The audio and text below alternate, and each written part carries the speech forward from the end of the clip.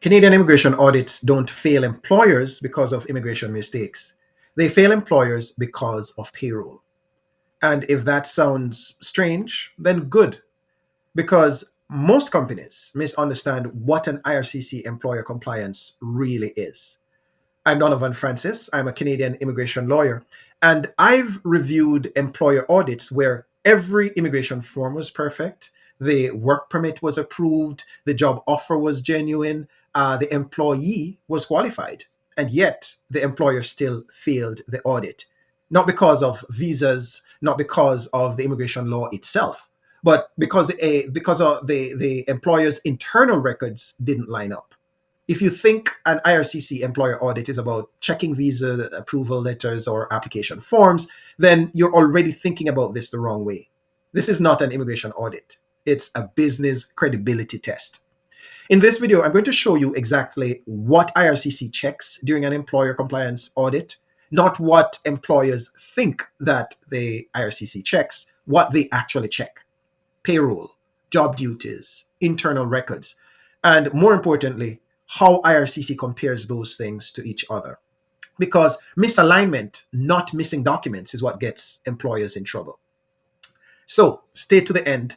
And in the final section, that's where most employers fail without even realizing it. Here's the most important thing to understand. IRCC audits are not about whether you followed the instructions. They are about whether your business reality matches the story that you sold to the IRCC. So the IRCC is asking one question really. Is this job real? And is it being performed the way we were told it would be? Everything flows from that. When IRCC audits an employer, they mentally compare three things. They compare payroll, job duties, and internal records. Those three things must tell the same story. Even if one of them contradicts the others, credibility slips. And once credibility slips, then everything is scrutinized harder. So let's start with payroll, because this is where many audits quietly fall apart. The IRCC looks at the wage that was approved, the wage that was actually paid, how often the employee was paid, and how the employee is paid, whether deductions and remittances match, and so on. They compare payroll records to the offer letter, the work permit application, CRA records, and so on.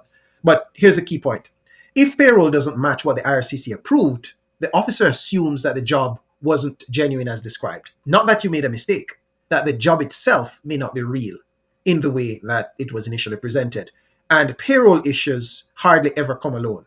Once there are payroll issues, then the IRCC starts digging. They may ask questions like, if this doesn't line up, then what else doesn't?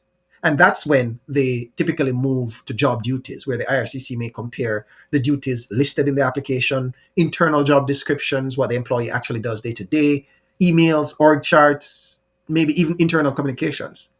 And one key is titles don't matter. You can call someone a manager all day long. What really matters is what they actually do. If the approval was for a senior, strategic, or specialized role, but the real duties look more junior or trainable or even administrative, officers are going to notice, and credibility will take another hit. So here's something employers hardly ever realize. Even if the job was genuine at the start, duties can drift over time. Businesses change, teams restructure, employees get pulled into different tasks, but the IRCC expects that the job will remain substantially the same as approved. When duties drift without updates, audits then become unfriendly very quickly. Now we get to the most underestimated part of an audit, and that has to do with internal records. The IRCC looks at documents that you never submitted with the application. They may want to look at offer letters, they may want to look at employment contracts or timesheets, org charts, or even performance reviews. And what these documents do is they weren't written for immigration, and it means that's exactly why the IRCC may trust them more. So here's an uncomfortable truth. IRCC doesn't rely on what you say. They rely on what your records accidentally reveal. Most employers don't fail audits because something is missing. They fail because things don't line up. Payroll says one thing, the job duties suggest another, internal records tell a completely different story. That's not a small issue. From IRCC's perspective, that looks like misrepresentation, even if it wasn't intentional.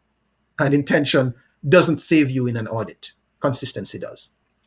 When an employer fails an IRCC compliance audit, the consequences can include things like findings of non-compliance or financial penalties, restrictions on hiring foreign workers, increased scrutiny on future applications. Even companies that believe they did nothing wrong sometimes are shocked by how fast trust can disappear. So here's a key takeaway. IRCC employer audits don't punish bad intentions, they punish inconsistency. If payroll duties and records align, audits are manageable. But if they don't, even strong applications collapse under scrutiny. If you're an employer with foreign workers and you're not 100% sure your payroll, job duties, or internal records are aligned, that's where risk may be hiding. That's also where most problems start. If this was helpful, then subscribe to our channel.